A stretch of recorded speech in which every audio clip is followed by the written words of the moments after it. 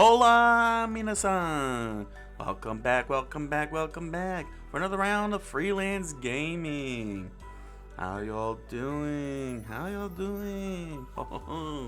Oh, it's a lovely day. It's a lovely summer day. Very wonderful summer day. I hope y'all are having a wonderful summer day too.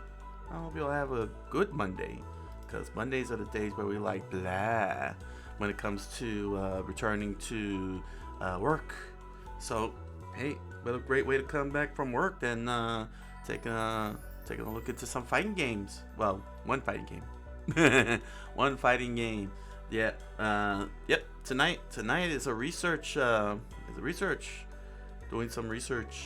Yes. Gonna do some research and look into the side story, the side game of Touhou Project's 15th release game, which was the Legacy of Lunatic Kingdom. This is Antinomy of Common Flowers. Touhou Hyouibana. This is the fighting game. This is their fighting game. And as you can see, I don't have an R button for for the move list below. It's a very unusual move list. But yeah, we're gonna be checking out all this stuff tonight. We're gonna check out all this stuff tonight in the mainline series, or the side story of the mainline series. Yeah, I was able to find the Touhou games on Steam. Currently have them on the wish list. So it's gonna be quite a while before I can before I bring them in and do some shows on Touhou games. I totally want to do that. Yeah. Let me clean up my glasses here. So I hope you all enjoy tonight's show.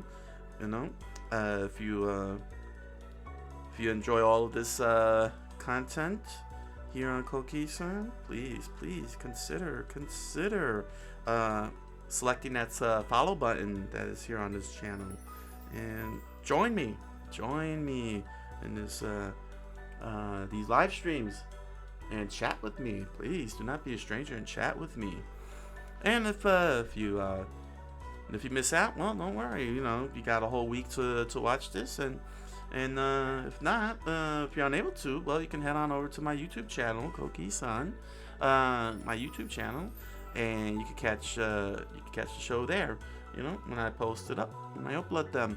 And if you like what you see on YouTube, if you like my YouTube channel, then please consider selecting that subscribe button, and make sure to like the videos too, because those likes is what YouTube likes, and what YouTube likes, everyone likes.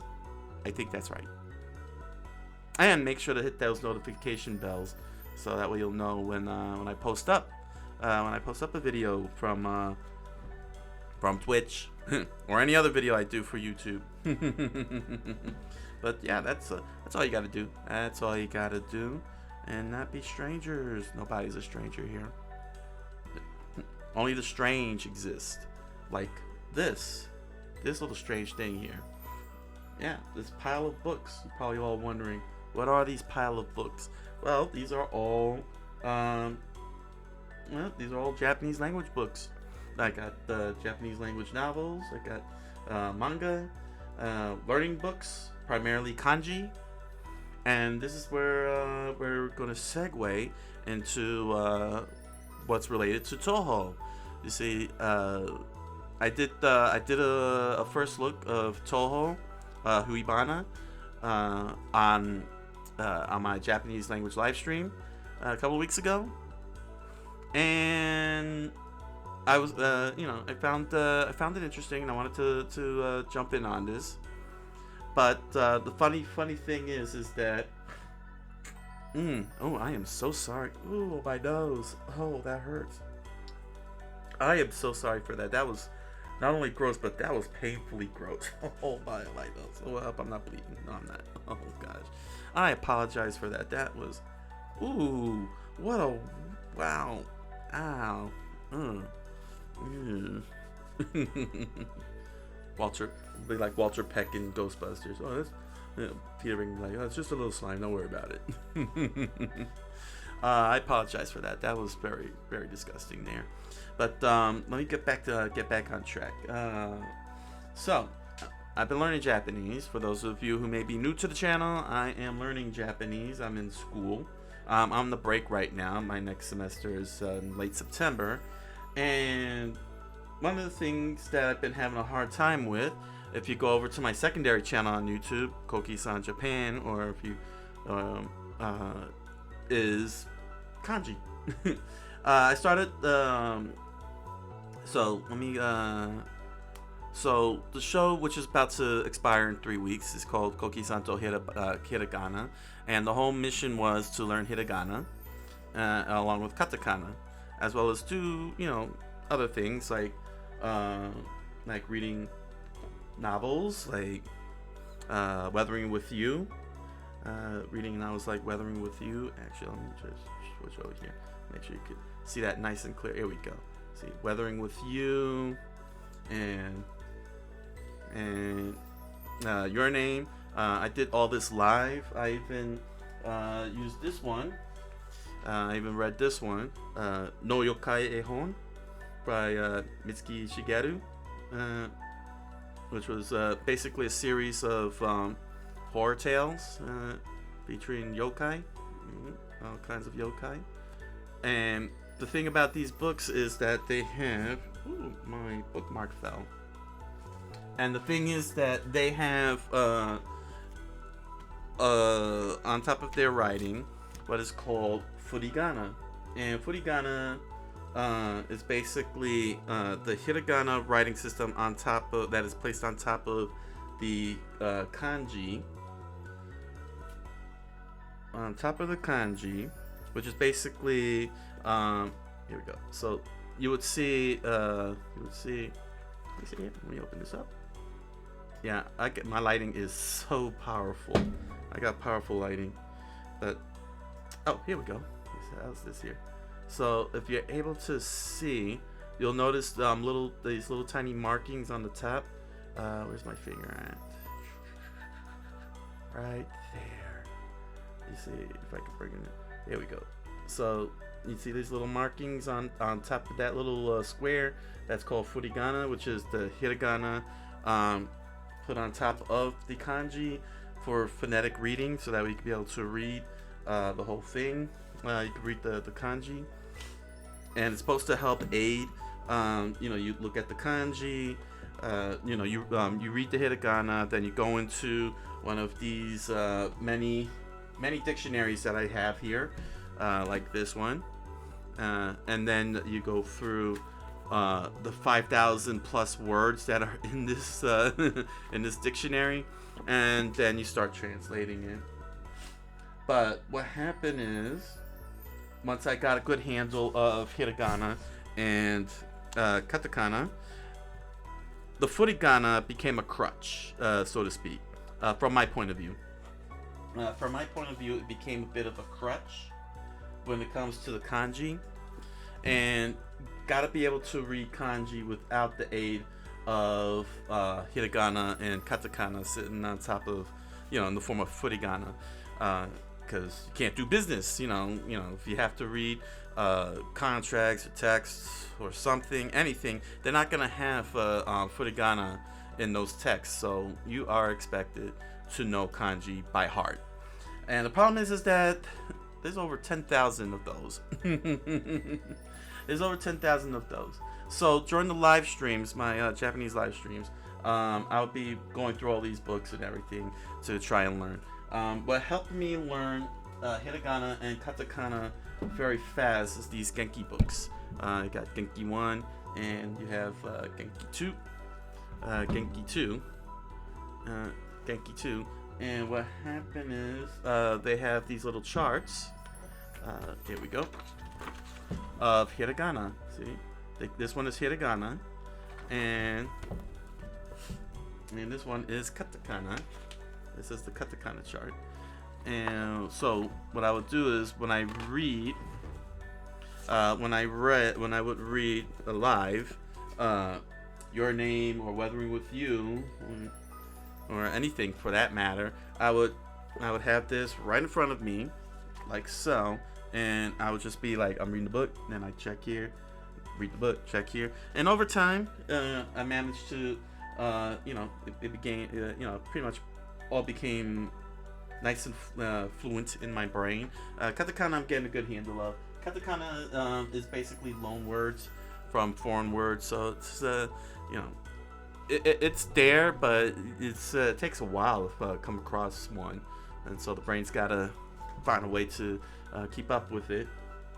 But when I started playing video games on my channel, on my Japanese language channel, and then later on over here, here in on Twitch, I began to start translating kanji. Start learning kanji, and this was a year ago. I don't know when I started. When did I start? Started playing. My first game that I started playing was Castlevania Circle of the Moon, I believe. I mean, officially, on an official capacity, with regards to kanji, doing kanji, it was Castlevania Circle of the Moon, right? Yeah, I think it was. Yeah. Yeah, I believe, yeah. Yeah, I started around episode 61, and I was playing that's when I started doing full-time gaming, breaking away from not breaking away from the learning thing, but trying to incorporate learning. And oh boy, I play a lot of that. So yeah, I was reading off the Japanese text and going through a lot of mishaps with with learning the kanji during the live streams, and I kept on doing that afterwards. But the thing is that because of the fact that I was using these dictionaries and such, it took a very, very long time. I was by myself, sitting for nearly 30 minutes to 45 minutes just to find one kanji. And one of the reasons why is because of the way these dictionaries are formatted and laid out. They're not very well organized in a sense. I mean, they're organized in a very specific way, but the problem is that when you're new, it's not new person friendly. You see, it's not new person friendly. So, for example, here we go. This dictionary has an entire index that is organized by stroke count, by the count of strokes, or how the kanji is written. Let me see here. Let me fix this up. Yeah, bright light. There we go. I'm dropping everything, and there we go. So they go by like stroke counts. So you can see it says 1 stroke, 2 strokes, and it goes as high as 11 strokes. What's the highest stroke count this dictionary gives here? Oh yeah, 29 strokes. Yeah, 29 strokes here. Here we go. See, 29 strokes. So somehow they're expecting you to count all those lines so you can find it in the index. And it doesn't help when one kanji, not one kanji, one syllable, one word has multiple kanji, like e or kyo. Kyo had like what, 10 different kanji symbols. So yeah, it was really it's been very, very hard doing kanji, and my brain is screaming, why is kanji not like this, laid out like this, the hiragana chart, why isn't it not like this? Why isn't it this way, the hiragana chart, where I could just glance, where I could just see the symbol and then immediately spot, look through the chart, and then I figure it out. I point at it and then I just read it out loud and such. And there really isn't, because there's too many. There's too many. And it's been very, very, Ooh, excuse me. Burp there. But yeah, it was actually pretty annoying. Personally, I find it to be very annoying that that I had to go through all of that, and yeah, it ruined many. I'm sure it ruined many of my shows because of that. So a funny thing happened on my way to the forum. I stopped off at Kinokuniya. It's over here in the East Coast. We got two Kinokuniyas here in the East Coast, USA. For those of you who are wondering around the world, how do we have a Kinokuniya? Yeah, we got two of them here in the East Coast. And I came across this book that I didn't even see. I'm not sure if this is new. Yeah, it looks like it's new. This came out July 2022. Last month. From what I'm seeing here. And this is and I tried it out today. And it's proving to be amazing. I'm a happy camper. I am a very happy camper. This is called Japanese Kanji Fast Finder. Japanese Kanji Fast Finder.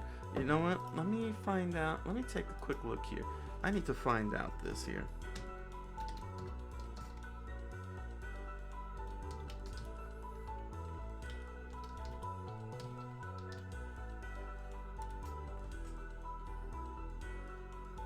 Let me find out when this book came out. Because I'll be mad if this came out.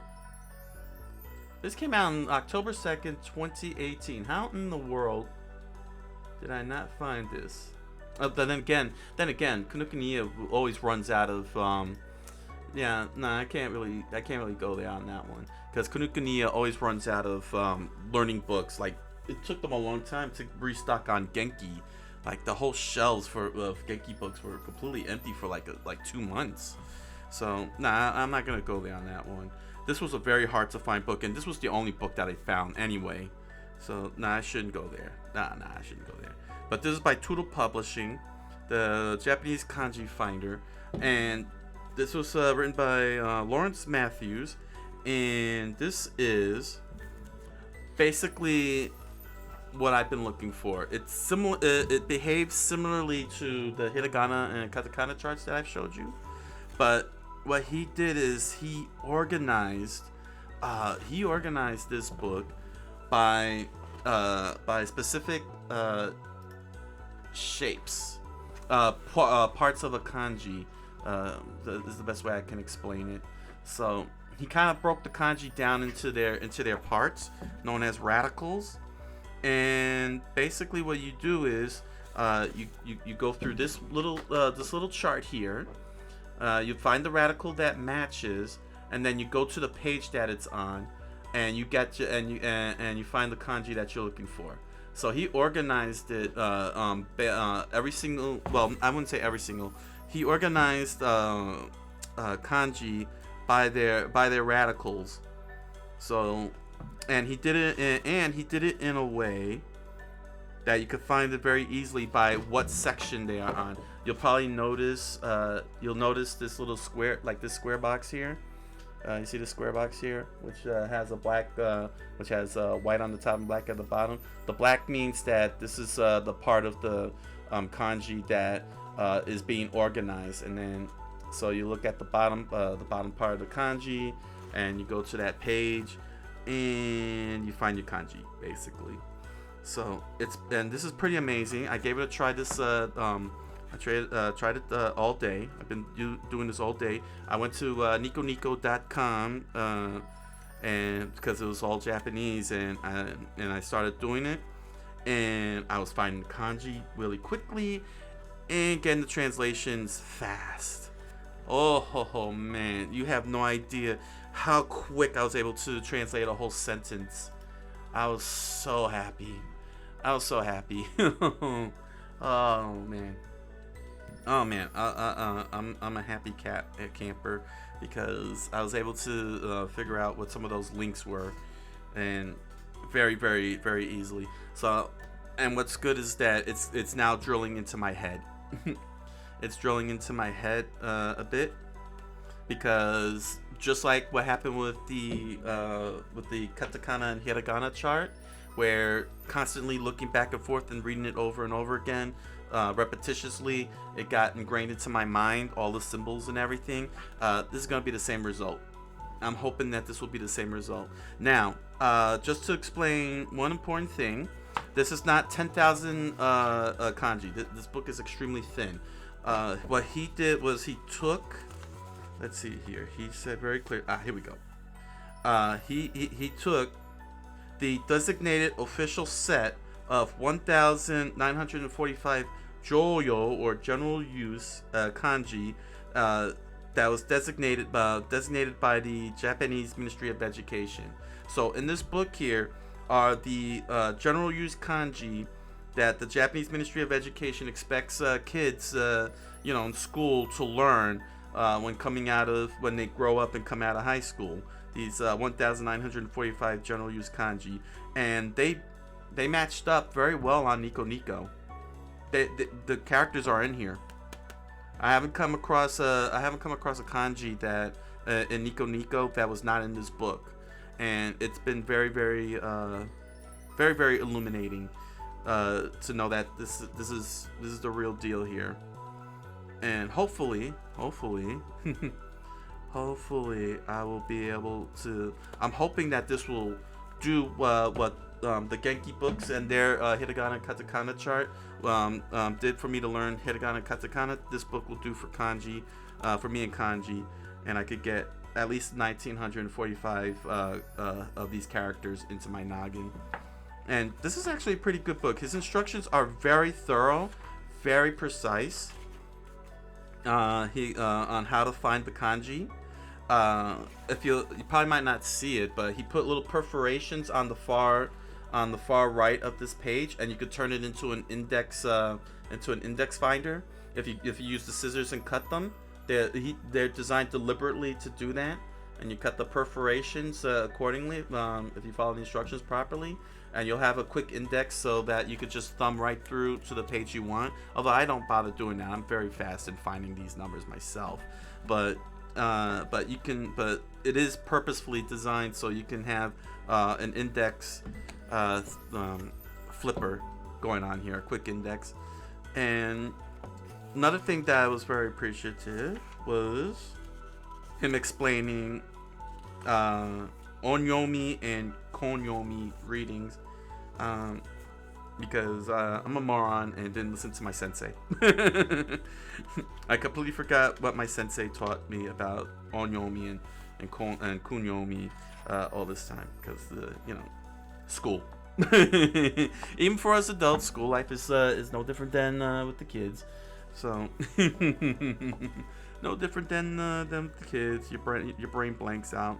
But thankfully, he explained in this whole section here under readings how onyomi and kunyomi worked, on how it works, and this was very, very well written, very well concise. It makes a lot of sense now how kanji works in a Japanese sentence, and I started applying that, and now it's making more sense.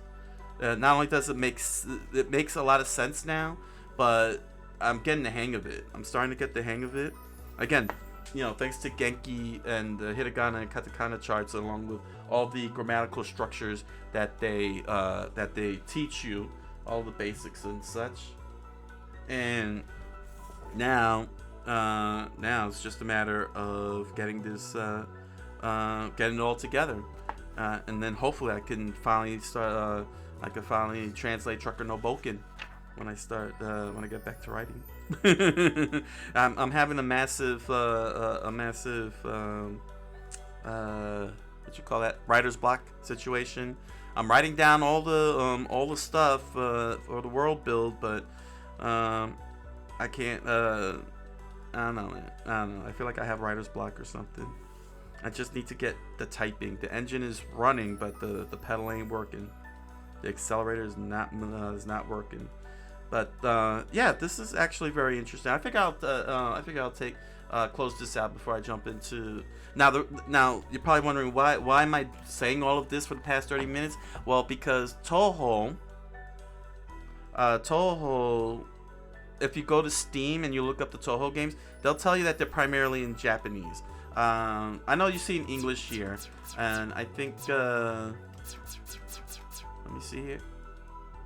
And if I understand correctly, let me see here. Yeah, so they have this in English, but in Steam, the most of the text is in Japanese. Let me just see here if the story mode is in. Let me just see the story mode here.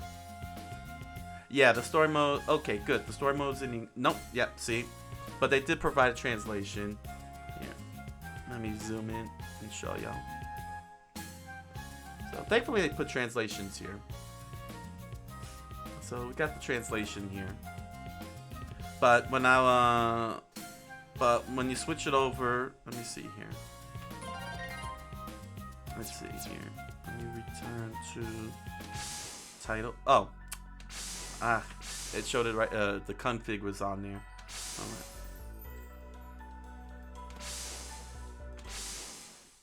Let's see here.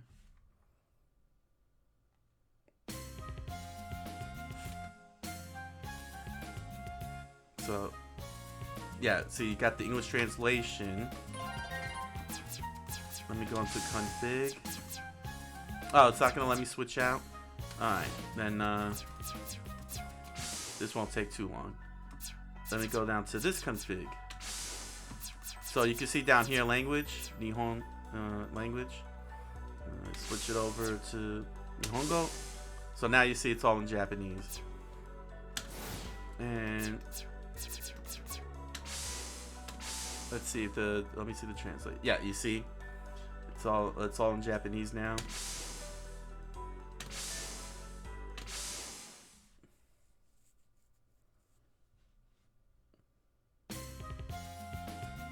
Yeah, see. And now you see there's no subtitles at the bottom. There's no subtitles at the bottom. But my point is that no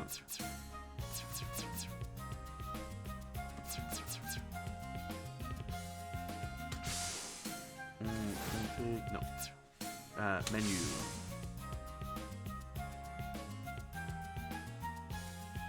Did I not select menu?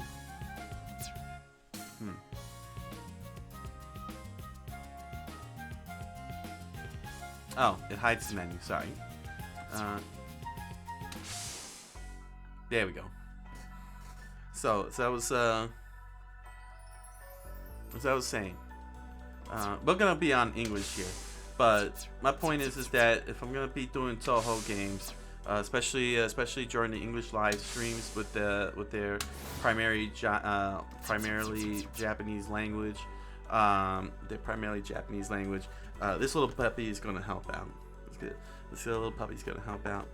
But I wanted to share something that was interesting about onyomi and kunyomi, which is what I wanted to get to.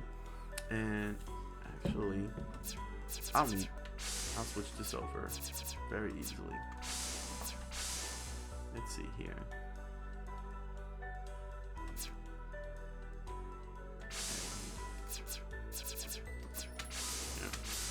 Yeah, I'll show you it because this is going to provide it very easily.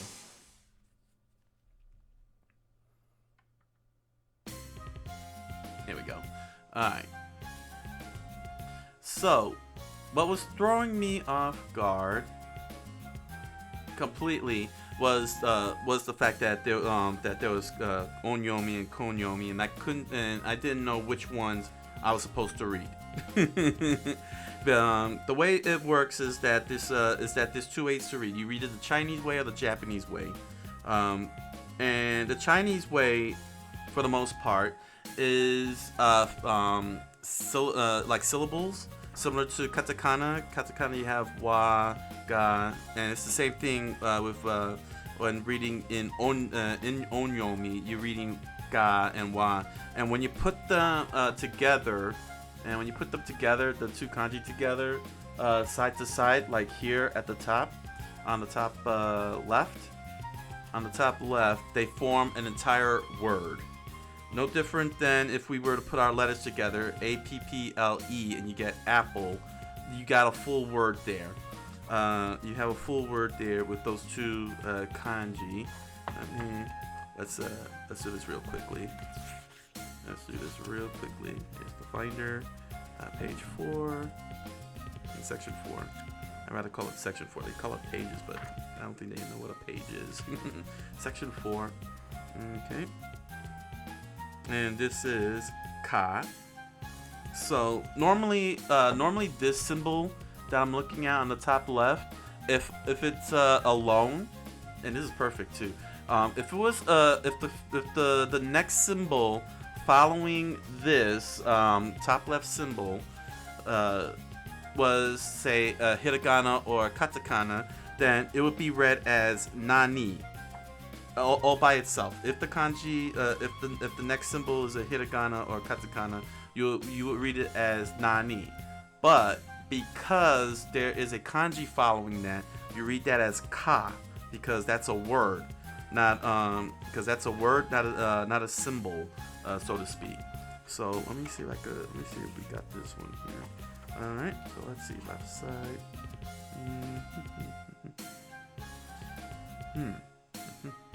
Let me see here. Oh no, this is this group here. I'll have to go to other. 58. Let's see here. Page 58. Let's see. Do I see the symbol? And there it is. Show. So those two kanji side to side, on the top left there is kasho. Kasho. That's what that is. It's kasho. So you read that as one full word, kasho. But if the sho kanji that's underneath the top kanji, the ka, if that was a hiragana, let's say the hiragana ga, then you would say nani ga. But because it's following the kanji, it's kasho. So that's how it works. That's how it actually works. But there's another little trippy trick, and I believe it's right. You know what? Let me move on to the next text here. Perfect. Here we go. Here's a perfect look. If you see on the top right, excuse me, top right, 14, page section 14, section 14. Okay, it's a whole lot of them. Let me see here.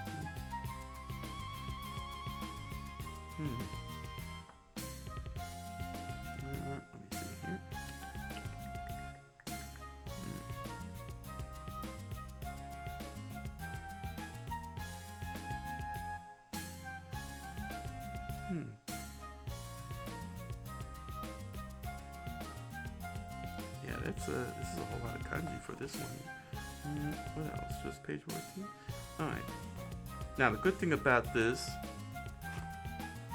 is that if there's too many kanji, so this is section 14. Here, let me zoom in on section 14 here. Switch over. Here we go. This is section 14. This one whole radical, that's a whole lot of kanji for section 14, as you can see here. So they have a back door kind of thing. So what I would do, so if that's the situation, if you can't find everything, then what I would do is go to the one on the right, the radical, which I found is in section 22. So I go to section 22, and I should be able to find that particular kanji. Section 22. Here we go. Section 22, and that would be not in here. Oh. Uh-oh, must be one of those advanced kanji.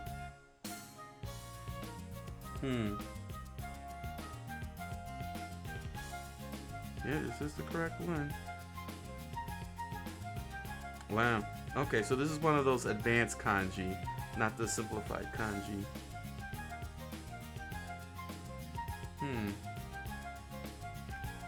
Wow. Let me double check. Let me double check here.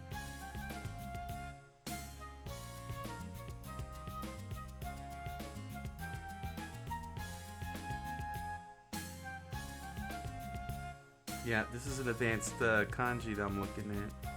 Let me go to the next kanji, if that's the case.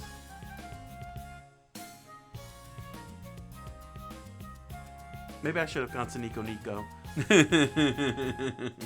But nevertheless, that kanji on the top right, that's before the hiragana, that would be a full word. That there would be a full word. Let's see here. Here we go. Yeah, that would be a full word. Where Niku is at would be phonetic, so to speak, a syllable. So we got, alright, so it's not Niku because there's a kanji that follows it. So that would be, I don't know, I'm sorry I'm giving you all an education lesson instead of, but this is actually very important. Nai or die. So it's nai or die. Nai or you die. Nai or you die. But, let's see here. That's section 4 again. Here we go. Nai or die.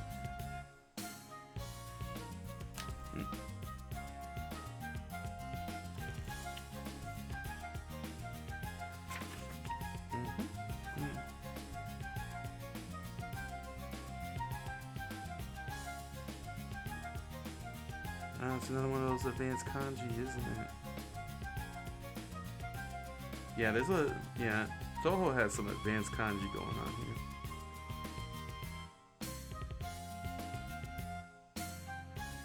here. Oh, is this it? Oh, nope, never mind. Found it. Daisoku. Found it. Haha. Oh, thank goodness. I was about to be like, oh. Yeah, so that's Daisoku. Yep, that's Daisoku. And all the way on that top there, Daisoku. Section 8. Let me go to section 8.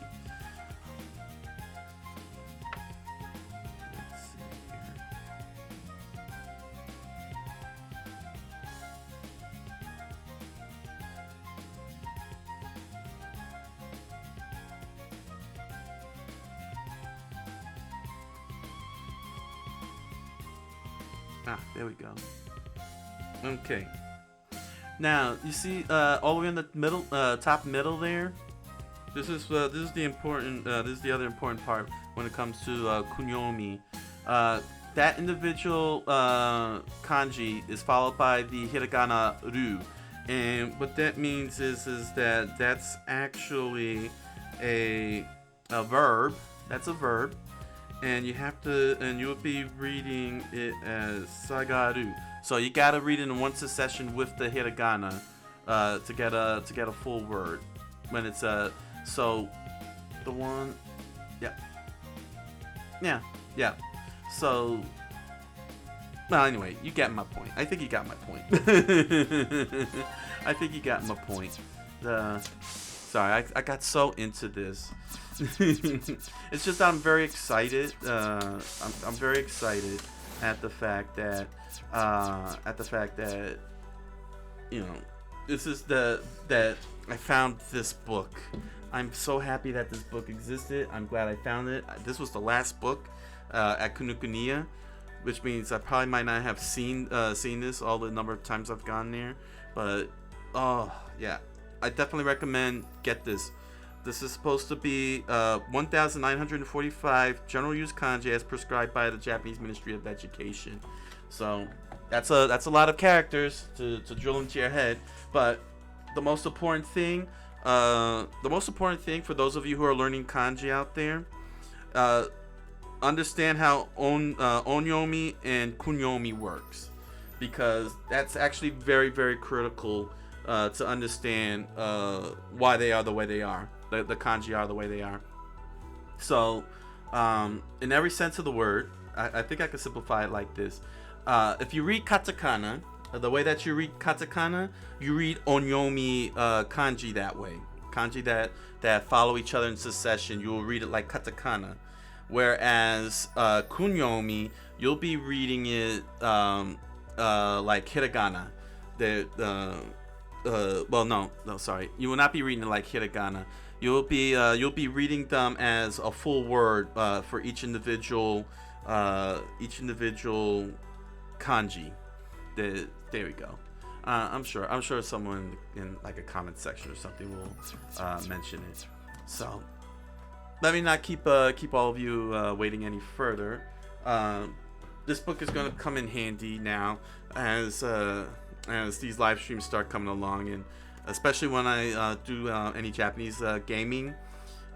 This book's gonna help me out with translating the text, especially with games like Super Robot Tyson. I have the four Super Robot Tyson games, XTV and 30th anniversary edition. I want to get in on that. But yeah, thank you all for joining me on this segment. I'm gonna keep the books up. I'm gonna keep these books up. No worry, I'm gonna timestamp this. If you're not interested in this, totally understandable. You want to come into what's really the big kit and caboodle, and that is Touhou Hyouibana. But that was the whole purpose of explaining this, because I am gonna be doing Touhou games, and they don't have a lot of English. The official ones by Team Shanghai, not Team Shanghai, by Zoom, and so yeah, I'm gonna be needing to do a lot of translating to be able to work this out. All right, okay, so as you can see to my left, that the move list is a little unusual. It's not. The move list is not like. No, it's not here. The move list isn't like your normal fighting game move list. It's very straightforward, and you do have to press certain directions. You do have to press certain directions to be able to pull this off, and you can also press combination buttons. As you can see there, meteor, like the meteor plus shot, but there's no special name to these to any of these moves. I mean, the spell's got names and everything, but yeah, maybe I should have put the spell names in there, but that's okay. It's not that big a deal. Let's go into the practice mode. All right, so there is 1, 2, 3, 4, 5, 6, 7, 8, 9, 10. 11, 12, 13, 14, 15, 16, 17, and 18. So there's 18 fighters to choose from, all from the Touhou series. I'm not sure about what's the middle. I guess that's just a fancy aesthetic look. But from what I learned, get back over there. From what I learned, you select your main fighter, and then you get a partner fight. You choose a spell. So again, here is. Is this in Japanese? I thought I had this in English. Yeah, it is in English. I guess the game, the in game itself. Yeah, the in game itself. See, this is what I'm talking about. This is what I'm talking about.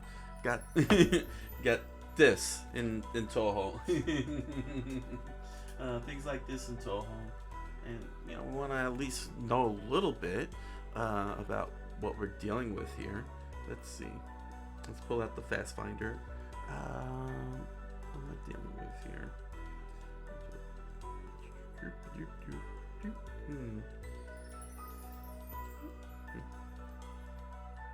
53. Okay, so this is a bit squished. It might be an advanced kanji. Is it advanced? Yeah, this may be an advanced kanji.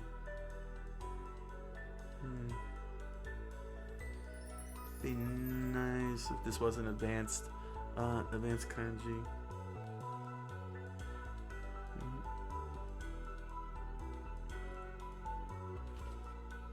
Ah, here we are. Okay. Nope. No. It is advanced kanji. Dang.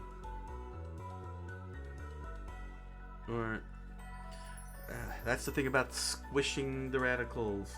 I might be looking at the wrong one. Let me go to other. Maybe it's in other.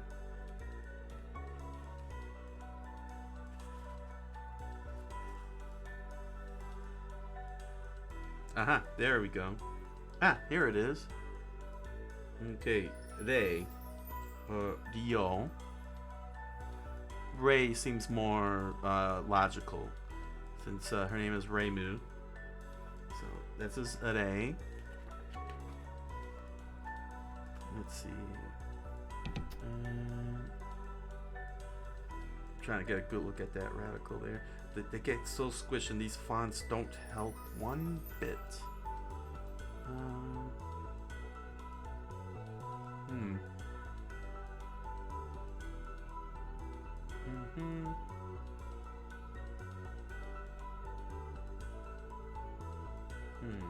On the left side here.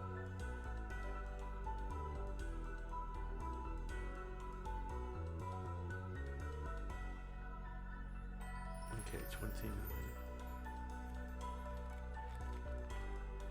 Okay.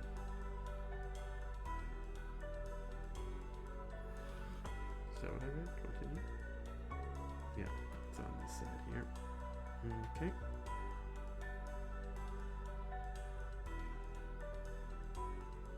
Got it? This must be it. Reitoku. Reitoku. What is it? Reiji. No, it's Reitoku. Is it? Or is it? Yeah. Either it's Reitoku. Yeah, I'm looking at it. Yep. Yeah, it's got the connective hook. So it's Reitoku. That's the name of this spell here. And I'm going to pick that. Reitoku. Pick Reitoku. You know what? I'll keep this down here. Let's leave that presentation up there. Alright, so we're going to pick Reitoku. And then you pick a partner. But unlike Marvel vs. Capcom,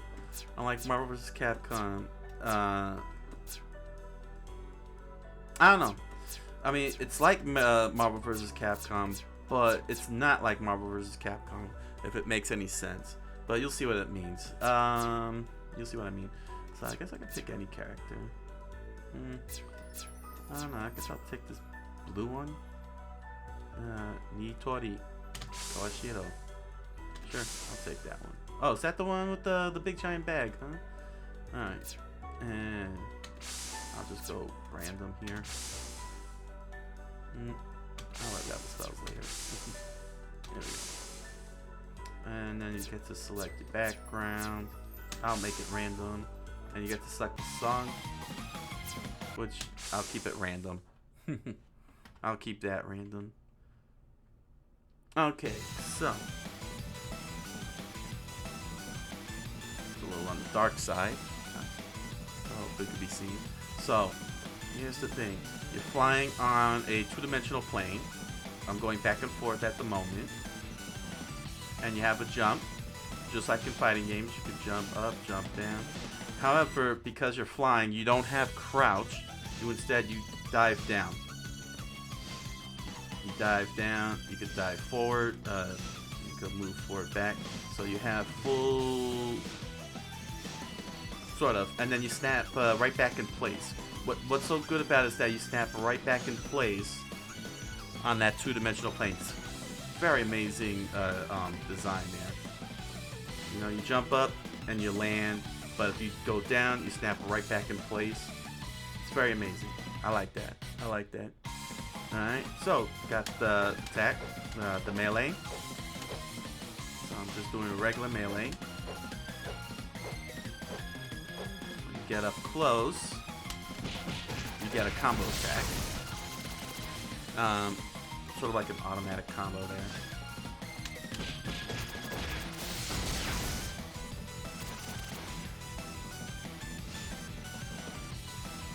Yeah, I wish this had a tutorial though.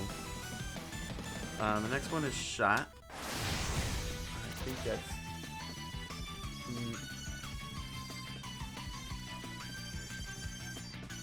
That's, yeah, that's it. This is the shot.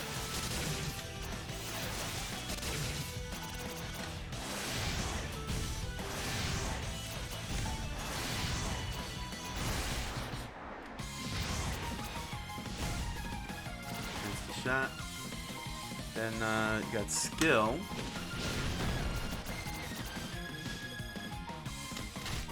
Oh, that's the throw. I can't get her out of the corner, can I? No. So that's the skill. And then you have tag, which lets you switch characters. And then you have the dash button. You can dash back and you dash forward. And if you hold down, you get the bubble shield. So does she have a bubble shield too? Yeah. Smash Brothers bubble shield. You get a Smash Brothers. They got a Smash Brothers bubble shield. Combinations. Let's see. Y and X is melee plus shot. So that's what happens when you press both at the same time. You get a little combo off. Let's see, X and B. X and B, which is very weird, especially if you're playing. This is a problem that I got. X and B, and I'll show you why. Yeah, let me switch over. Here we go. Let me switch over. Okay. All right. So, the way that the button layout is, you got X and Y, Y and X, and B and A.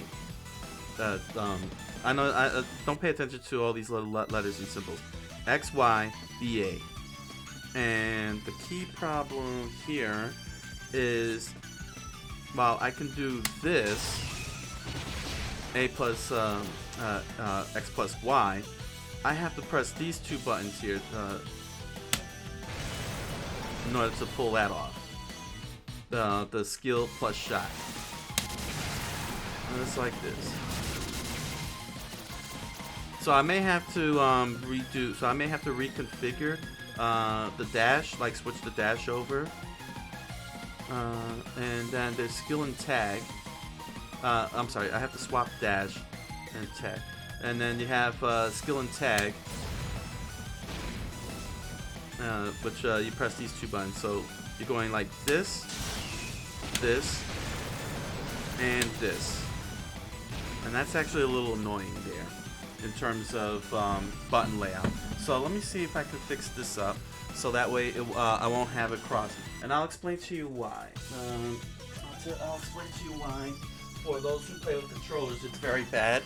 Who play with controllers, it's very bad. Just take a good look at where the Y and where the Y button and the B button are. The X button and the B button are. Yeah, X button and B button are right here. So you gotta press these two simultaneously if you want to be able to get the skill and shot. And that's very hard to do on a 4-button layout like this. On a 4-button layout like this. So make sure you reconfigure for you Switch users. For you Switch users out there, make sure to reconfigure your button.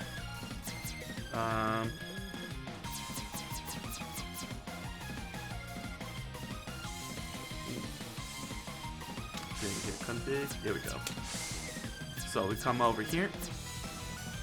So I just need to swap tag and skill.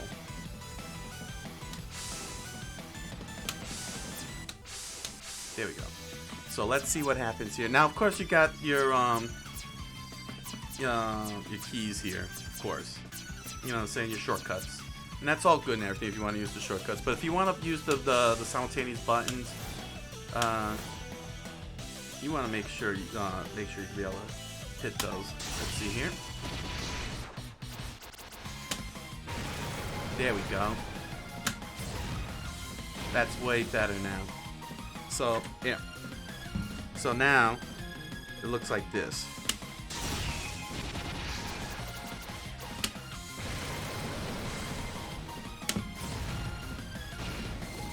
There we go. That's way better than pressing these two buttons across. What is it? Yeah, tag is just tag. So, yeah, there you go. Solution. So if you want to do the two button press, make sure you swap tag and skill. Make sure that the skill and tag buttons are swapped, so that way you can be able to access shot and skill simultaneously. Okay. There we go. And that's what happens when you do skill and tag at the same time. Yeah. So, okay. Let's see the combinations here. Give this a try.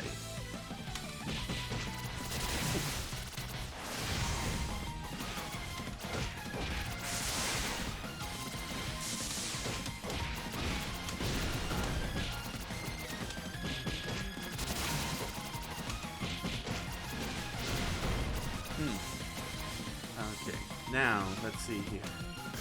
Press backward. So if you press back, interesting. So back in skill.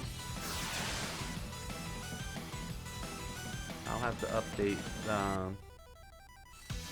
skill and tag because I swapped them. Yeah, I did swap them. Oh, this won't take too long. Let's fix that up.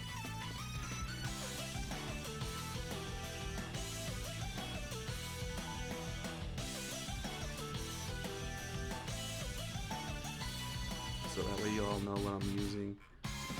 There we go.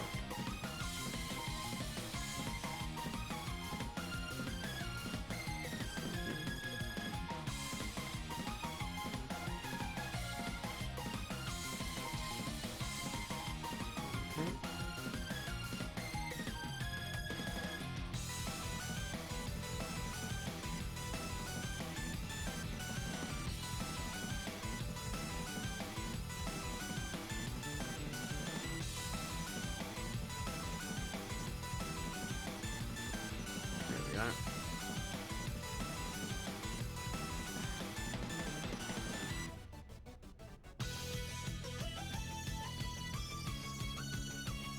There we go. Yeah, tag and skill are reflected on there. That's fine. I don't have to go for that. Perfect. There we go. That should help all of you out a little better. Alright. Let's switch back over to gameplay. Okay. There we go. Okay. Now I got this back. The cool thing about that, okay, so you don't have to, even though there's a dash button involved, you don't have to use the dash button. You can actually tap back and tap forward. So cool. You don't have to worry about the dash button. Using the dash button. That's good. That's good. Can I get behind her? No, right. So.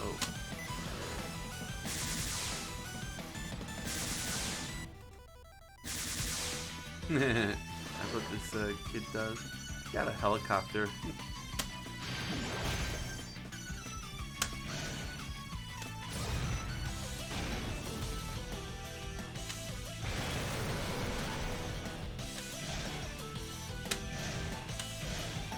Okay.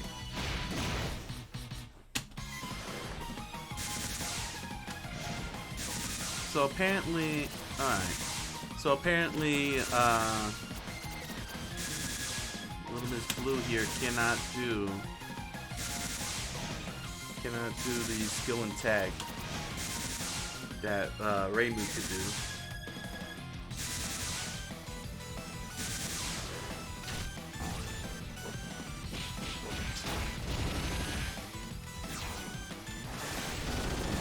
Shots.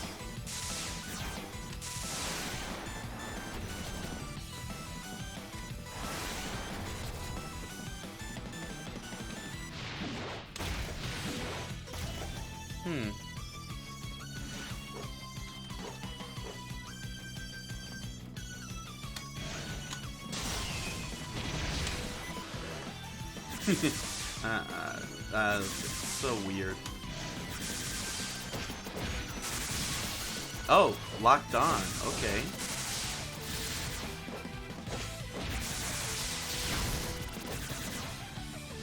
Yeah, we got to this side. There we go. Oh, that's crazy. This thing is following her movement.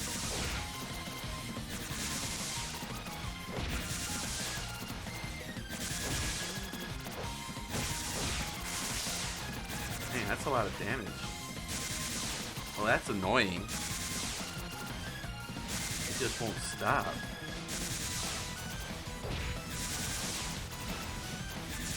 Of course, you'll probably be shielding a lot, but...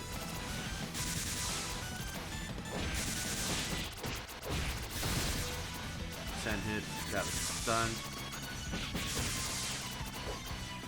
Interesting. It's got stun. Stun.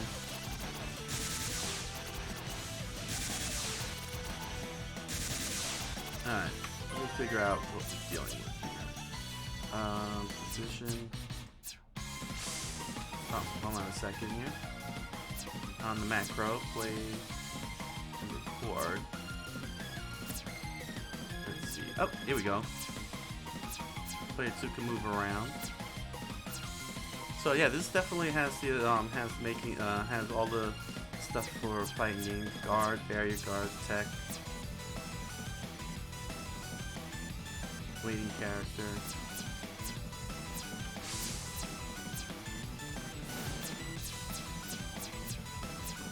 I wish there was a tutorial. Let me see something. Is there a tutorial?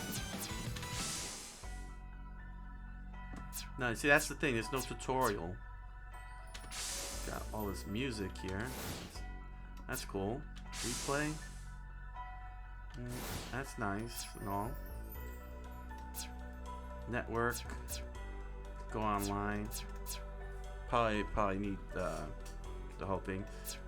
The good thing is that there's a versus com, and then there's a story mode. But yeah, I mean it's great that there's practice, but how can there not be? How could there not be a tutorial and a mission mode to try and really learn the ins and outs of this?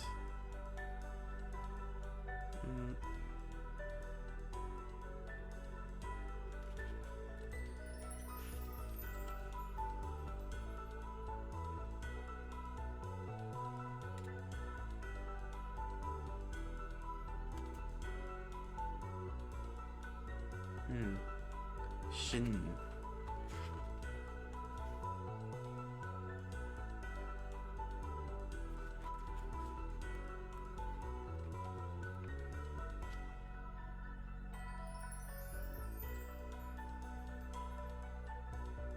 Shinbatsu? No, that's not it.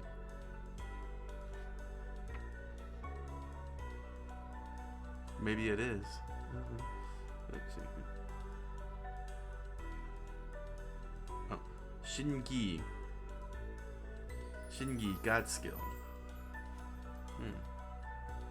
Oh, probably might not be God skill, but yeah, it's Shingi. Shingi.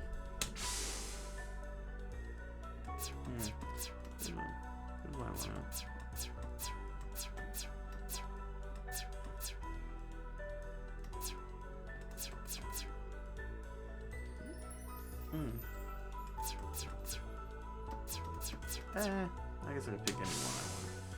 Who knows? Okay. Just go random here. Okay. And there. Okay. A carefree and serving duo. A surreal and incompatible duo. Huh. Really? Oh, so there's like a notation to this? A surreal and miser duo? A surreal and emotional duo? Huh. Troublesome? I don't know. I'm sure there's a meaning behind that. There's a clue to this. Yeah, this definitely lacks the tutorial and mission modes needed to fully understand this this whole thing. Wow, the freaking backgrounds are amazing. Just look at this. Oh my gosh, this is so gorgeous. Look at that. Look at that. Wow.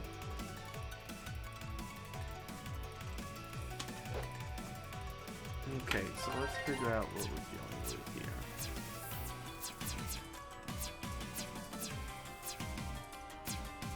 Player settings.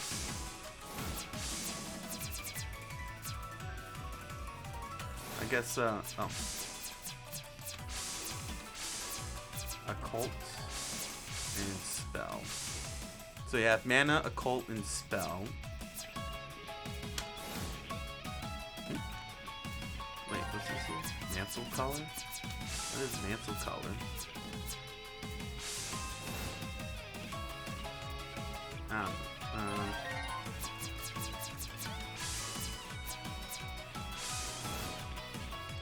don't know, I'll worry about that later. So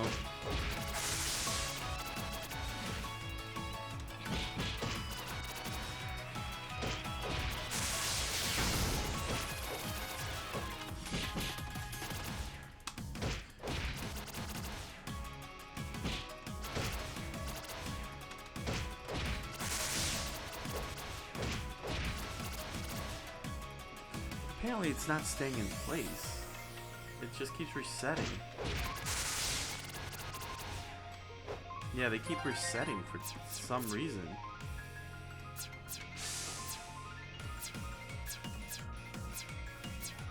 Not sure what position it is. But the problem is that it fills up.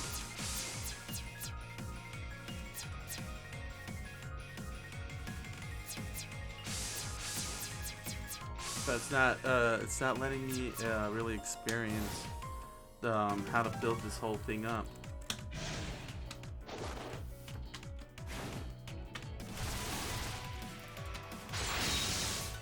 Alright. Okay. So that's forward. So that's forward in melee. That's down in melee. Up in melee. There's no back in melee.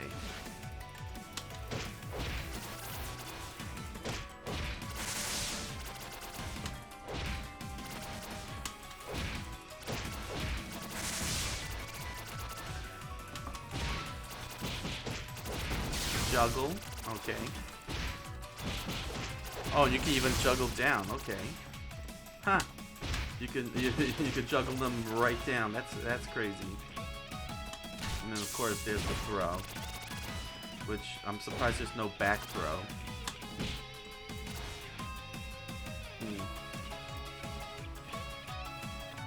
Okay, so now what of the shots here? So this is a regular shot.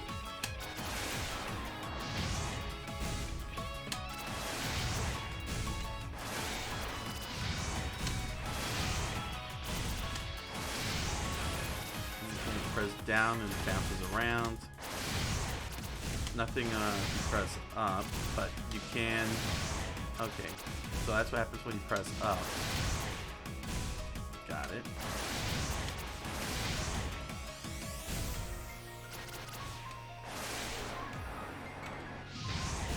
Alright.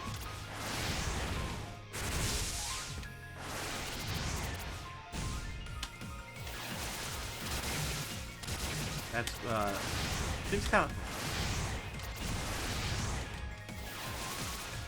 I see. So, if I press this...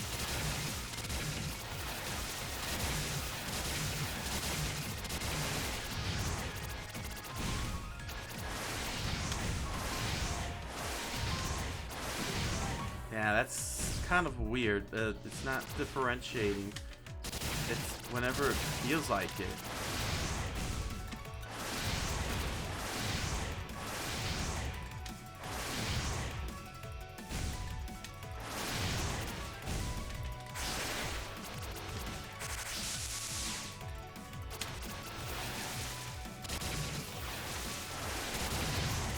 Or is it based on how long I'm holding it?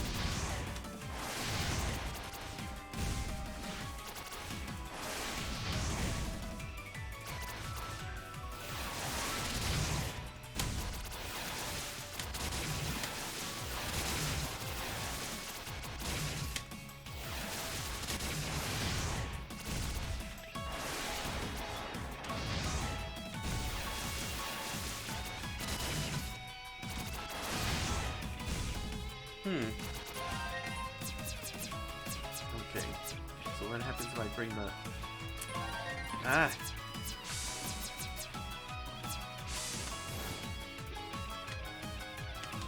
Okay. So nothing happens if I don't have mana.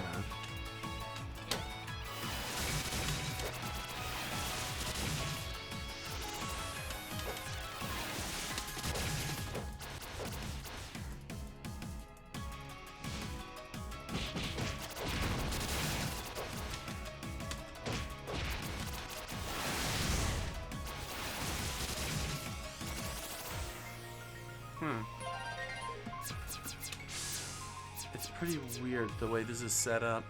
Well, at least this. What's the occult meter? Okay. So, what happens if it's down low? If it's it's like it's emptied out. All right. Switch out.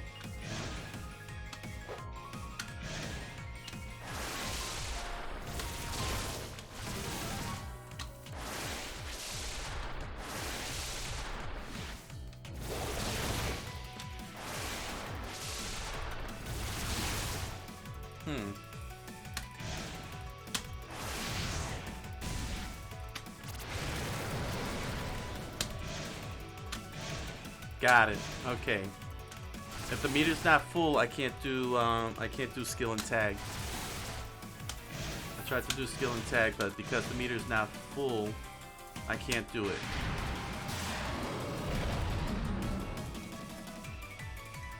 Oh, that was oh, okay. That's because of one of the spells that I chose. This was a different one that I chose. So this is skill and shot.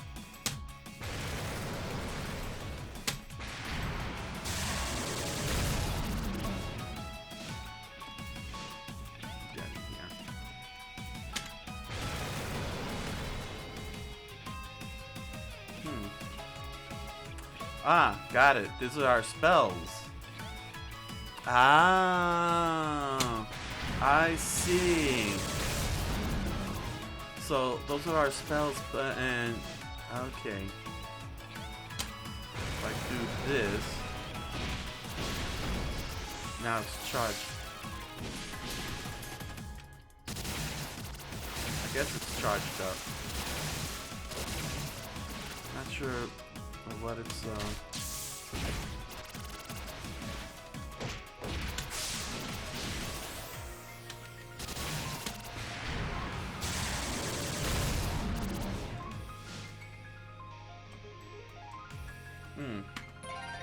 So what happens if this goes all the way up?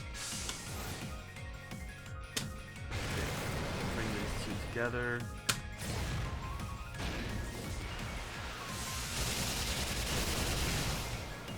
Alright, I guess it lets me do that.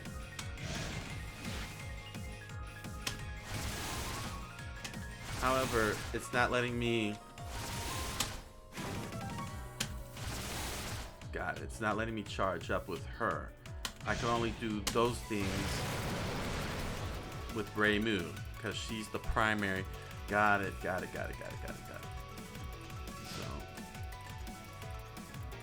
That means that if I want all the awesome stuff, I have to beat her. So, let me see spell. Let's see spell. Let's see the spell here.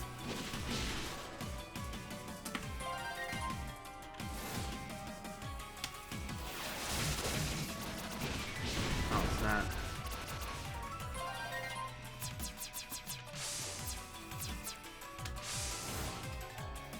It's not eliminating thing?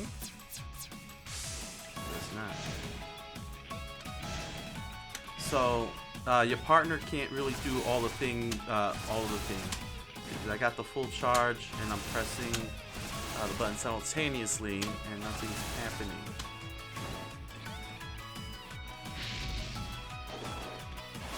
So what is her purpose? Let me see here.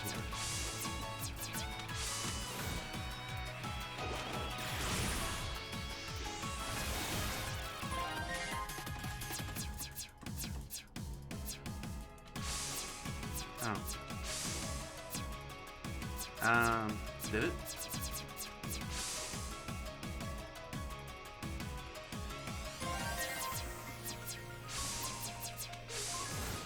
Okay, good.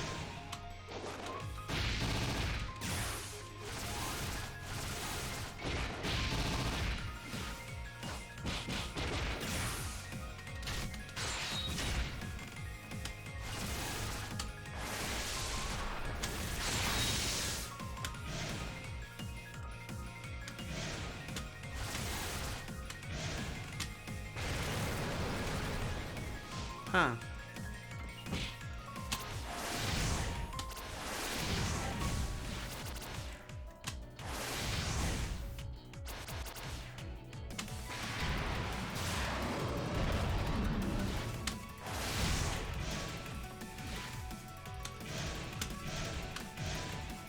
Alright, so I can't, so without this occult, I can't do this.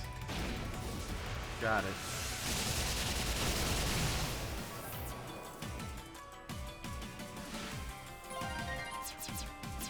And it takes, I guess it takes spell.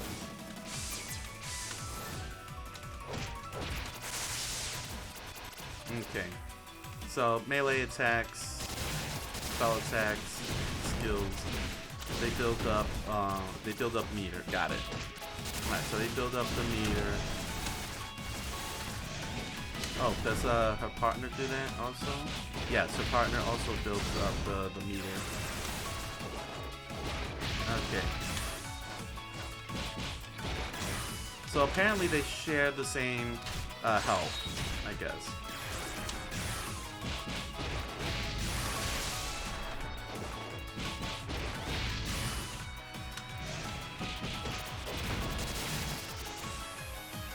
Huh.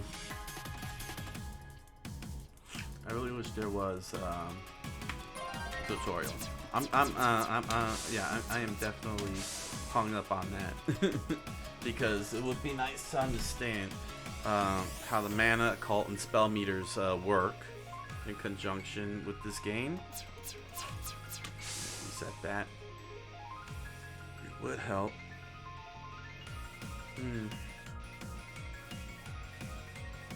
And understand what the partner actually does too, because the partner doesn't seem to do much.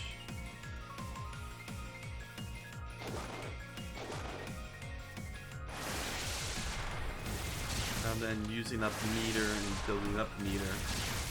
Is it really necessary? Alright, let me go into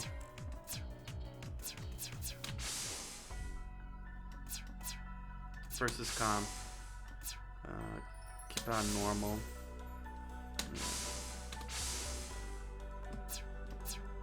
Let me see what this one is called. What is this spell called?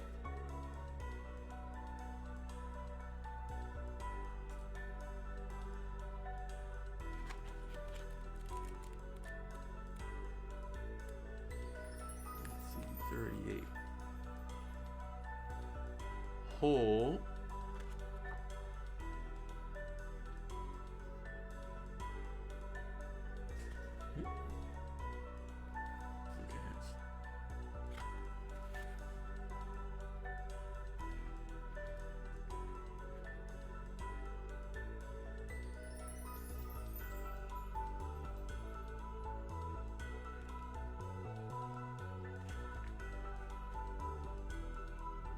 Hogu.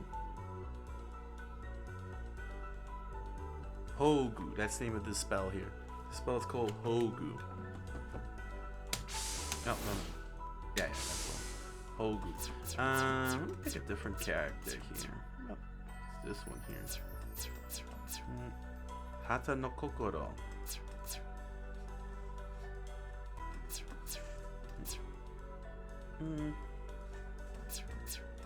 What's this one here? Sure, they both got the same one. Go to random.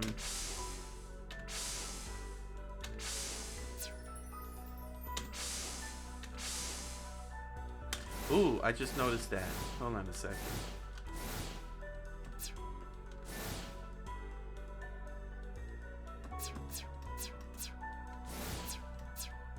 Ah, she doesn't have the spells. When I picked Reimu has a spell, but my partner doesn't have a spell. That's weird.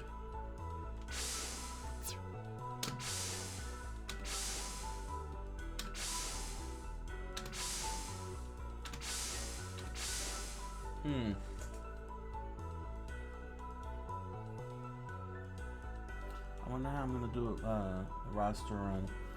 Sorry, I leaned in like that. I had an itchy foot. My foot, athletics feet. I had athletics feet there, so apologize for that one. Unless you like me to be up this close to you. You really like me up close? No, you're probably like, no, don't get into me. Oh, fighter's on.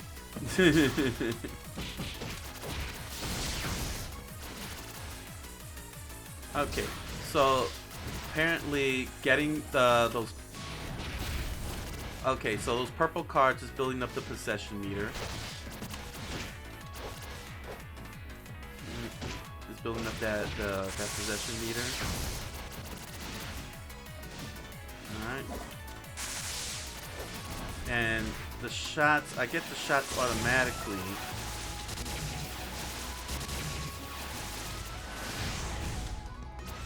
Okay, so if I use up all my shot, got it. Alright, so my shot meter has a limit. I can't just spend it all, so I can't spam it a lot. Got it. If I spam it, that's it.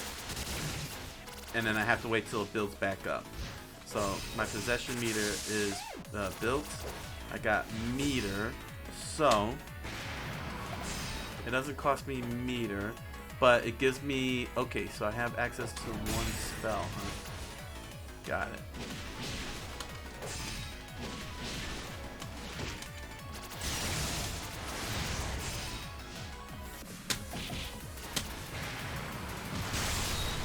Got it. Okay.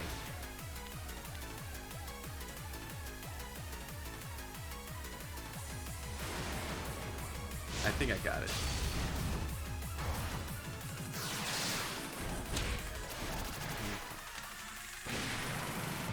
So my skills and spells, my shots and spells, that whole entire meter covers.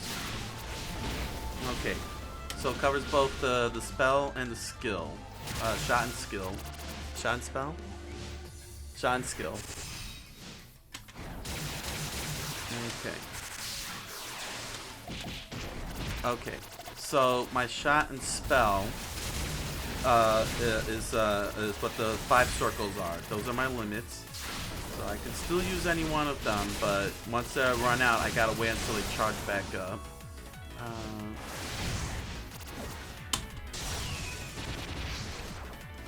Alright. Got it. So my possession blanks out whenever I use X and Y at the same time. That's a melee and shot. And I have to wait, and it does take a shot. And it also costs me a shot, so even if I...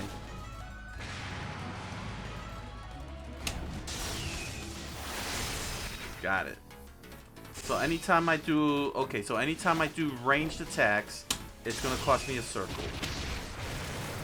So now I charge up. I got 2. Wonder what was the criteria on that one. Which means if I do this again, I got that. And I charge up. Okay, I see it now. I see it now. Down. Take it down. Okay, I see it now. I see it now. I'll restart that. It's the meter. I believe it's the meter.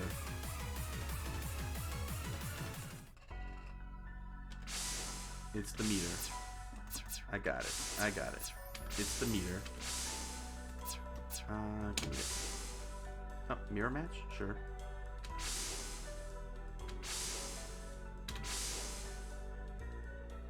What I got here? Santa Claus? I got Santa Claus here. Alright, I see it now. Gosh, the backgrounds are so amazing. Just look at that. Look at the ship. Oh man. Okay. So now I think I know the spell, the access when accessing those spells to activate. Let's see here.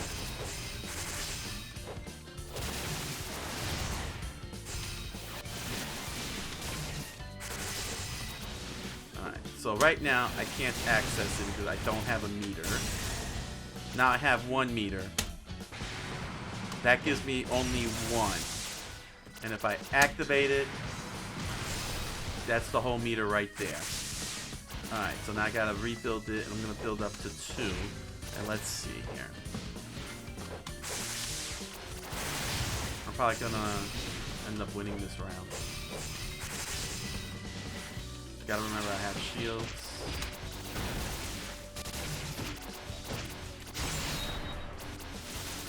Down.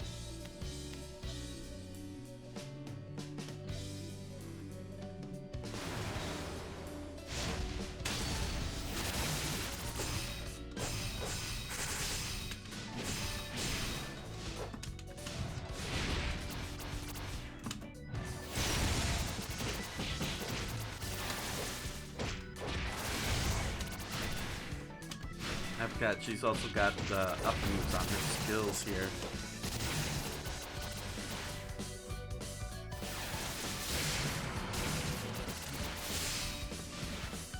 Okay, so she's got...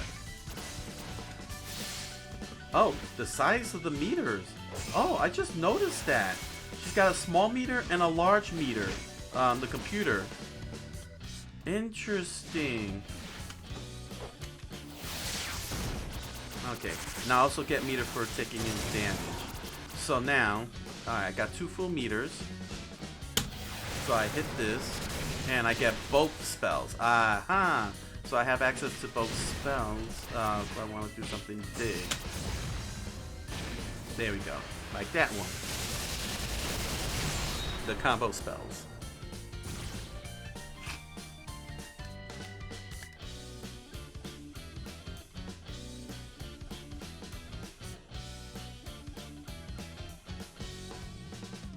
Alright.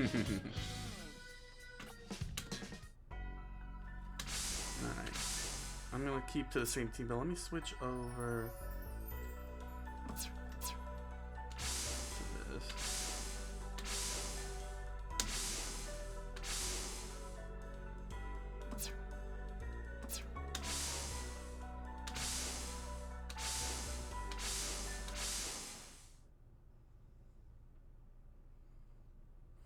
So everybody's special meter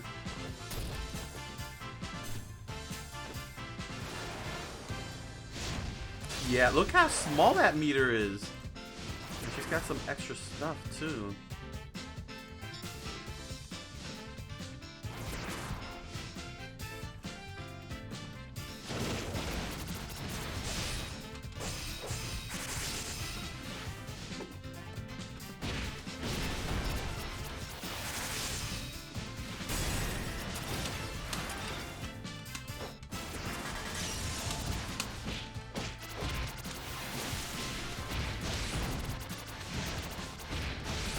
Dang. So she's already got meter. And she charged up with 1 spell. And there go to the special. Which, wow. What, did you like swap me out or something? Oh, no, I swapped myself out.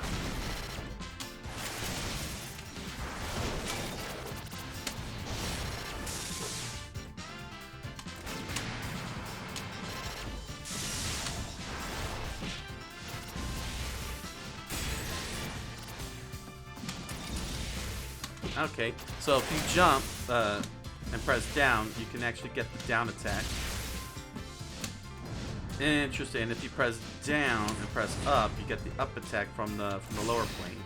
Got it. That's cool.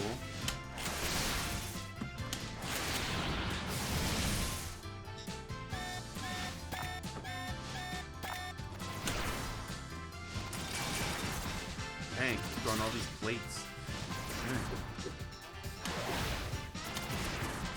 Let me switch out.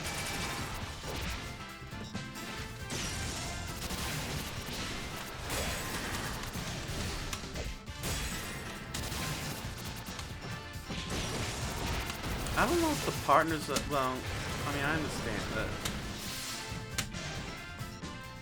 Okay.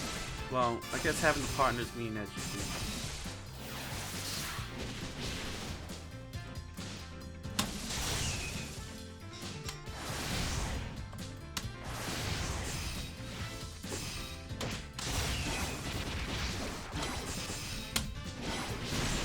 Got him.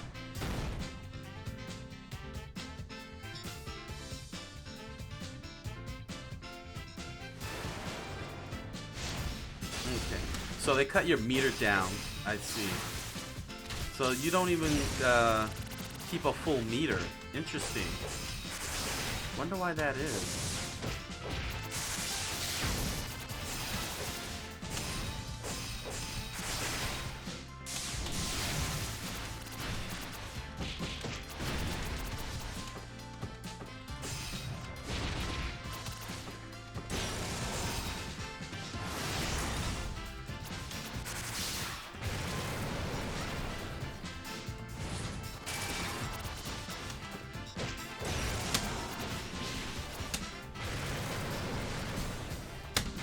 Got him. Oh, she blocked that. Ow.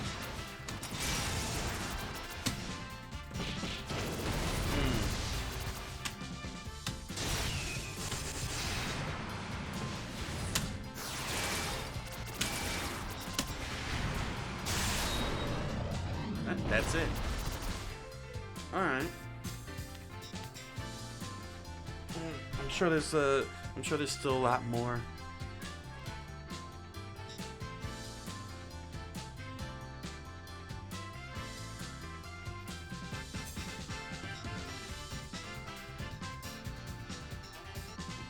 Oh, I just noticed. Our partners in the our silhouette in the back there.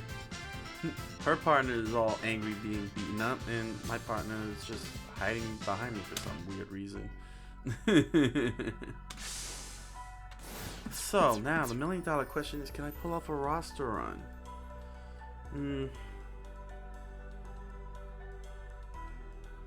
I mean, I guess because from what I'm seeing here is that there is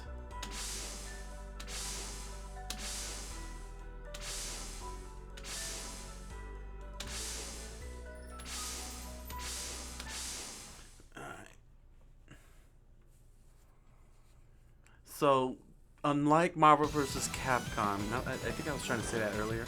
Unlike Marvel vs. Capcom, there's only one health bar, and that health bar. Does she take damage? Yeah, it's shared between the partner, the main fighter, and the partner.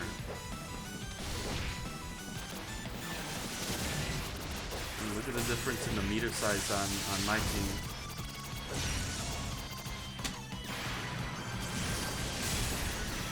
Now, I'm curious.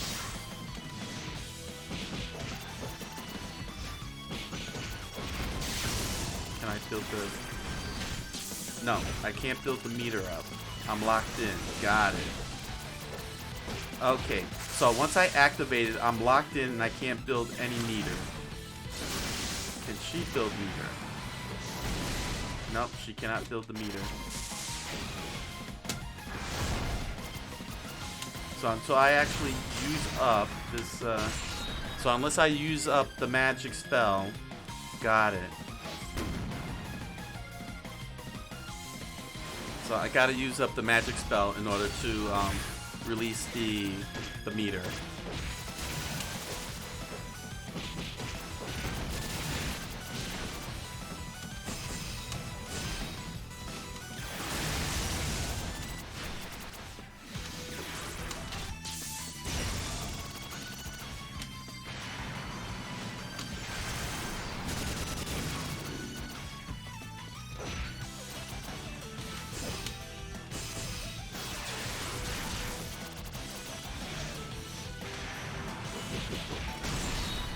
Ooh, got her.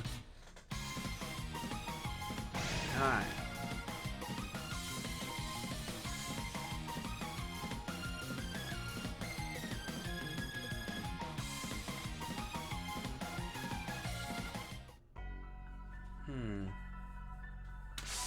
So how would I do a restaurant? I guess I'll pick, of course, my own fighters. I guess the way I could do it is I'll be able to pick the main character, but maybe randomize the partner.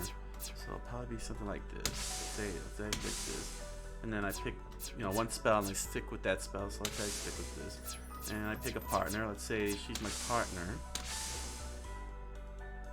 So my first opponent would obviously be Reimu. That's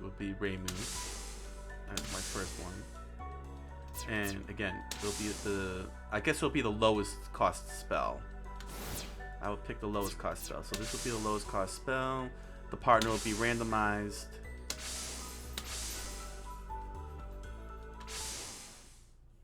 Unless I want to, if I want to really keep it even, randomize both partners.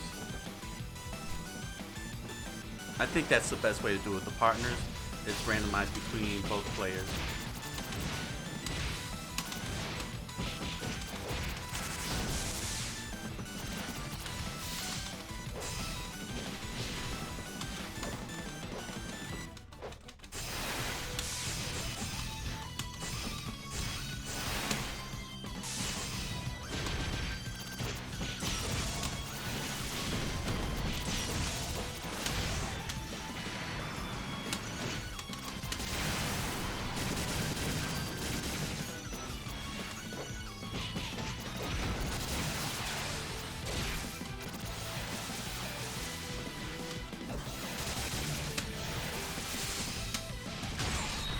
Got her. What in the world was that?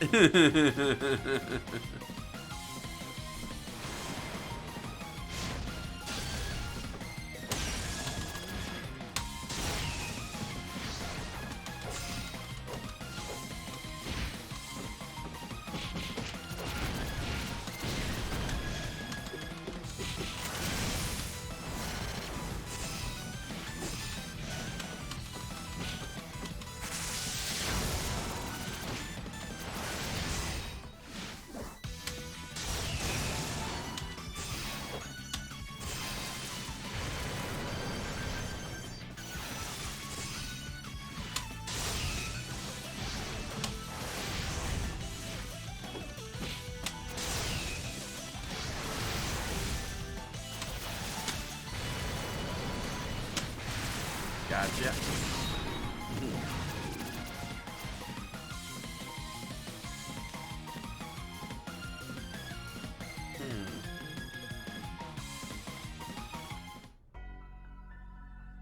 Okay, then I would pick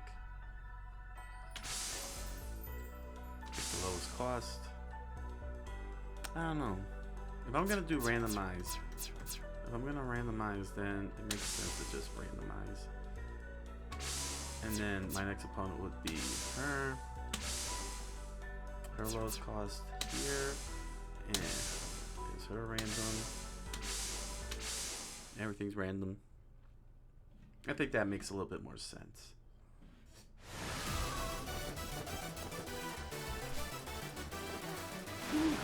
G-foot.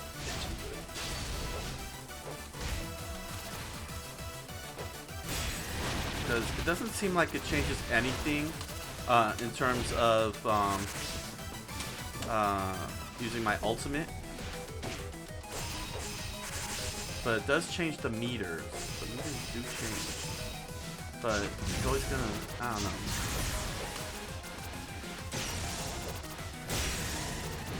Yeah, see, so if I do this,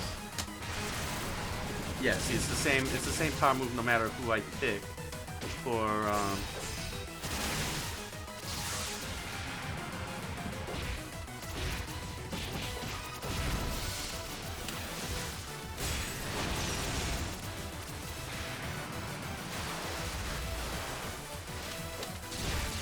dang. Oh gosh, Ouroboros. Dang, she's got Strider's move.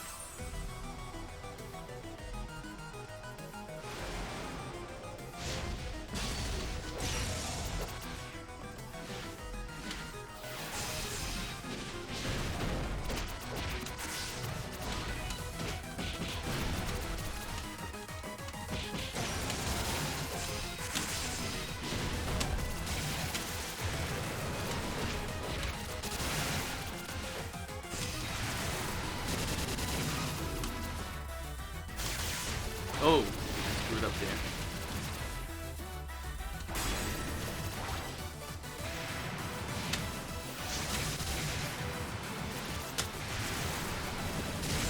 Got her.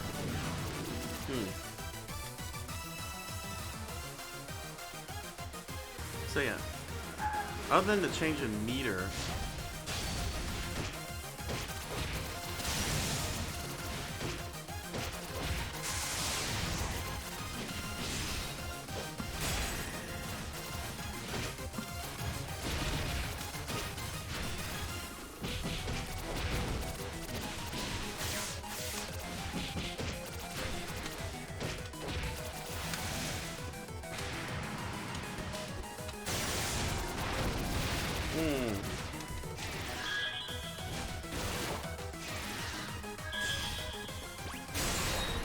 I still don't know why. What else is character? I've been pressing different combinations, but I'm not getting anything.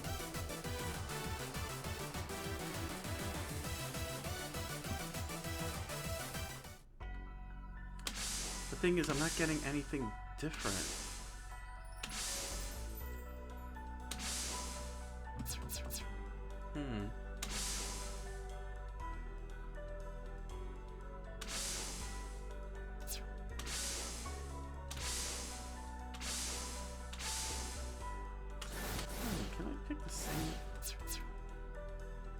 Oh, no. No, I can't pick the same character. Okay. I thought I could pick the two of the same characters for partner, for main character, for main fighter and partner.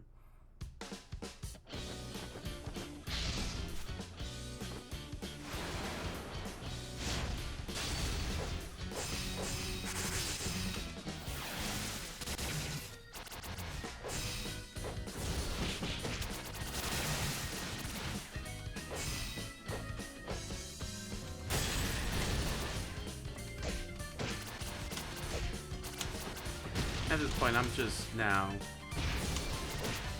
trying to understand this game operates.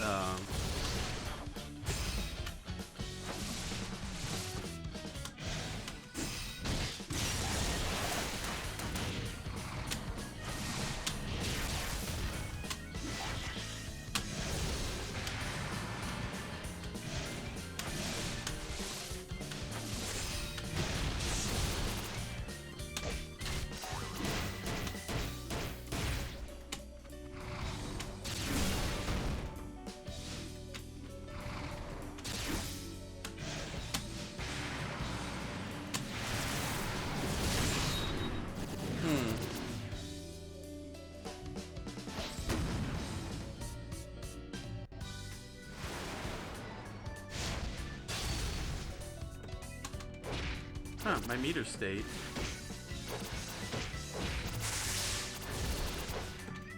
Oh. Is it... Ah.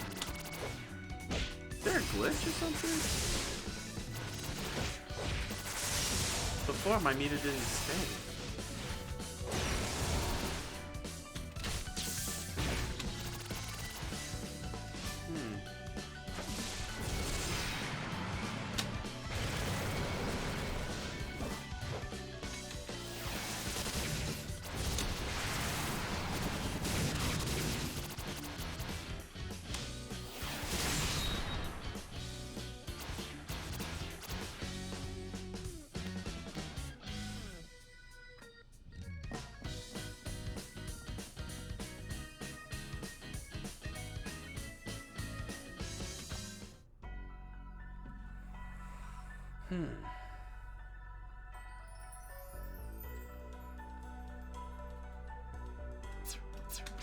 Let's see.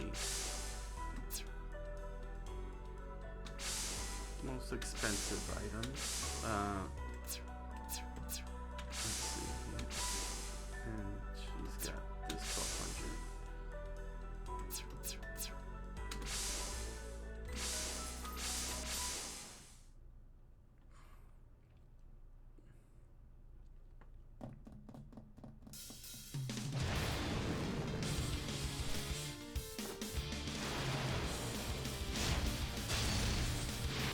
Okay, so that's what 1200 looks like. Alright, so got it. Sorry, I'm going into... Now I see. So everyone's got the same, well, almost the same amount. Some of them are. Okay. So the bigger the cost, the bigger the meter. Got it. So this one is 500. Let's see something.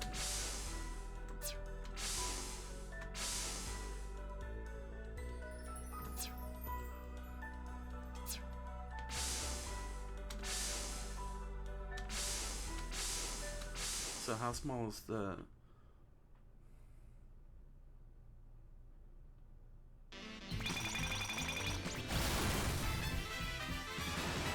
Oh, wow. Yeah, look how small. That's 700 on the right, and that's 500. Which means, okay.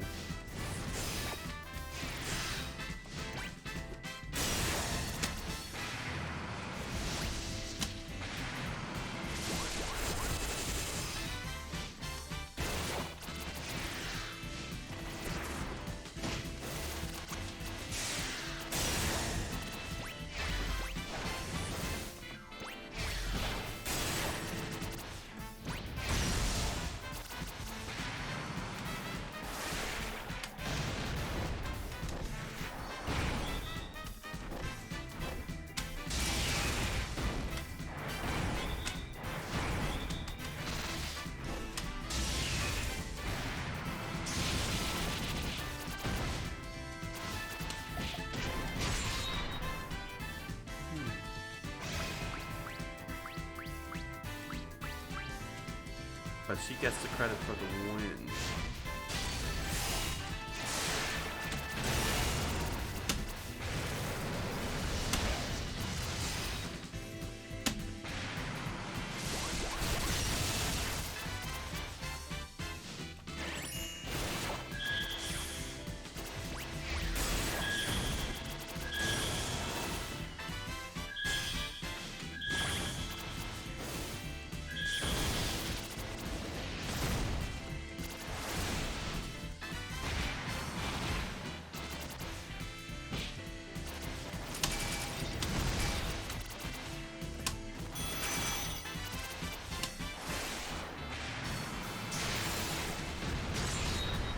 Huh.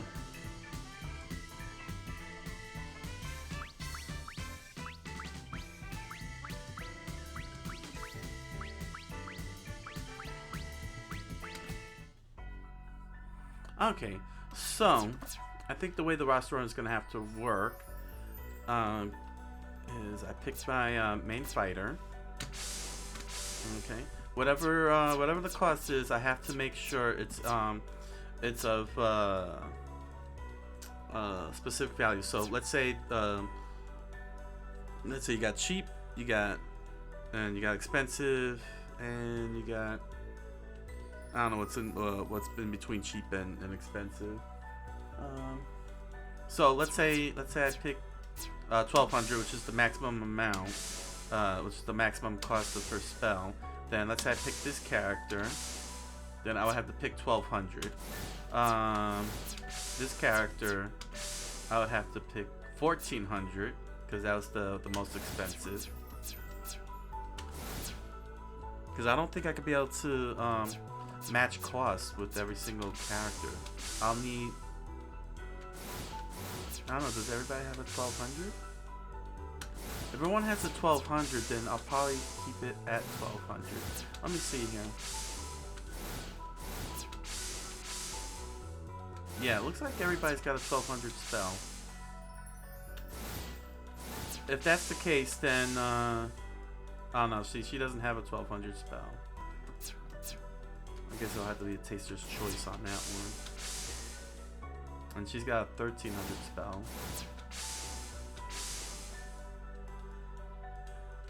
Yeah, everyone's spells are differently cost. She's got two 1200 spells.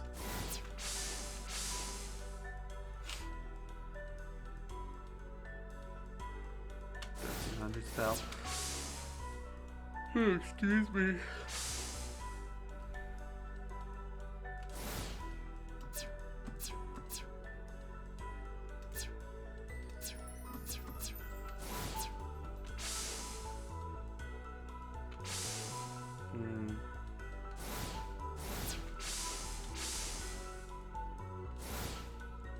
What the? Huh?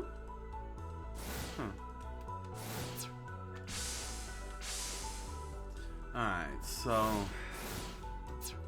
that just makes things a little bit more difficult. Do I go for the max amount then? I guess the max amount. Only one fighter has 1400. Or do I go for the lowest amount? Yeah, I think the maximum amount is better than.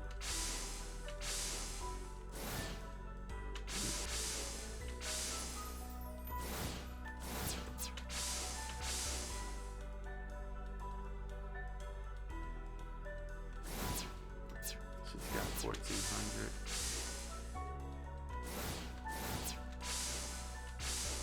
I think maybe the closest amount would be better. So since Reimu,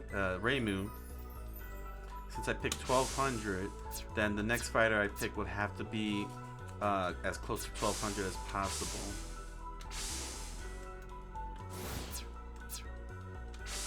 So Marissa has 1200, so it would have to be equal to or close to 1200. So like her, she's got 1200, so I would pick 1200. Yukari has an 1100, so I would pick the 1100. So I would pick the 1100. Huh.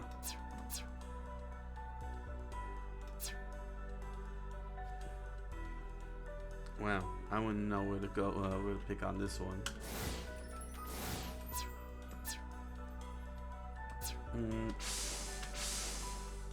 Yeah, see, I would pick 1300.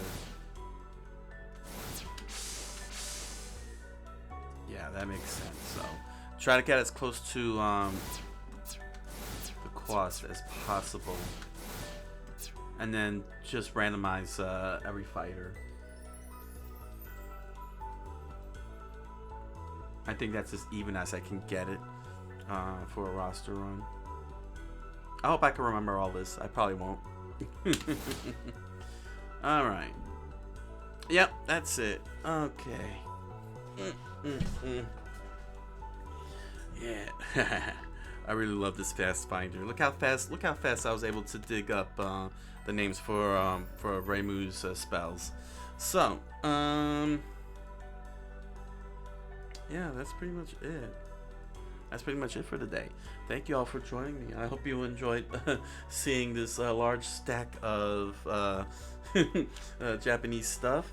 I hope you learned a little. I help you all learn a little something about Japanese, about Japanese and what I'm going through, and what I'm going through. So yeah, so there it is. That's the roster run. That's how the roster run is gonna have to be done. So it's possible. 18 fighters, 1 Touhou Hyouibana. Awesome, very awesome. Next week, next Monday, I'll be jumping into Capcom Fighting Collection. I'm gonna go into Hyper Street Fighter 2 Anniversary Edition. I'm gonna be doing research on that SP button. Like I said before, it looks like it's Capcom's taste of what's going to be modern, what modern mode is going to be like in Street Fighter 6 next year. So I want to get a good thorough look into that and the mechanisms, and maybe see and understand what it is that Capcom is trying to go for in the grand scheme of things regarding this modern mode. It's very well, I guess one could say it's controversial among the fighting game community, but we'll have to see. We'll have to see where all points lead. We'll have to see where all points lead in this. So, with all that said, I thank you all for joining me. I wish you all a good night. Hey, buenas noches, and why you so mean to say?